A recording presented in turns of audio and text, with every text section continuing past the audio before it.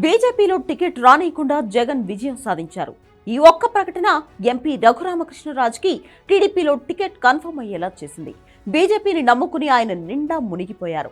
4.5 YCP rebel గా కొనసాగుతూ కమలం పార్టీకి బాగా దగ్గరయ్యారు. కానీ నరసాపురం టికెట్టు రఘురామకృష్ణరాజుకి ఇవ్వలేదు బీజేపీ పెద్దలు. కమలం పార్టీలో ఉన్న వైసీపీ అనుకూల నేతలు తనకు టికెట్ రాకుండా చేశారని, జగన్ ఈ విషయంలో సక్సెస్ అయ్యాడని ఆరోపించారు. కూటమి పొత్తులో భాగంగా నరసాపురం లోక్సభ స్థానం బీజేపీకి వెళ్లగా అక్కడ ఆర్ఆర్ఆర్కి కాకుండా భూపతిరాజు శ్రీనివాసవర్మకు టికెట్ కేటాయించింది.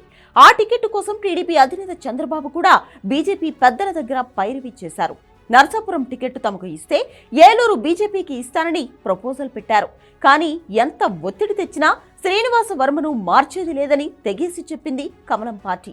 దాంతో చేసేది లేక అసెంబ్లీకి అయినా పోటీ చేయాలని రఘురామ డిసైడ్ అయ్యారు.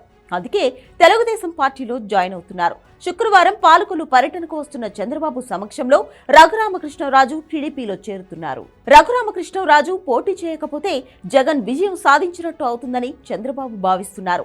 అంతేకాదు, ఆయన్ని నరసాపురం లోక్సభ పరిధిలో ఉండే నియోజకవర్గం నుంచి దించుతున్నారు. అక్కడ ఇప్పటికే ప్రకటించిన అభ్యర్థికి అధికారంలోకి వస్తే న్యాయం చేస్తారని హామీ ఇచ్చారు. రఘురామకృష్ణరాజు ఆర్థికంగా భరోసా కూడా ఇచ్చినట్లు తెలుస్తోంది. మొత్తానికి రఘురామును ఉండి నుంచి అసెంబ్లీ బరిలోకి దించుతున్నారు చంద్రబాబు. మరి ఆయన ఈ ఎన్నికల్లో ఎంతవరకు సక్సెస్ అవుతారో చూడాలి. అలాగే వైసీపీ ఓడించే వాళ్ల జాబితాలో ఇప్పుడు రఘురామును కూడా చేర్చే ఛాన్స్ ఉంది.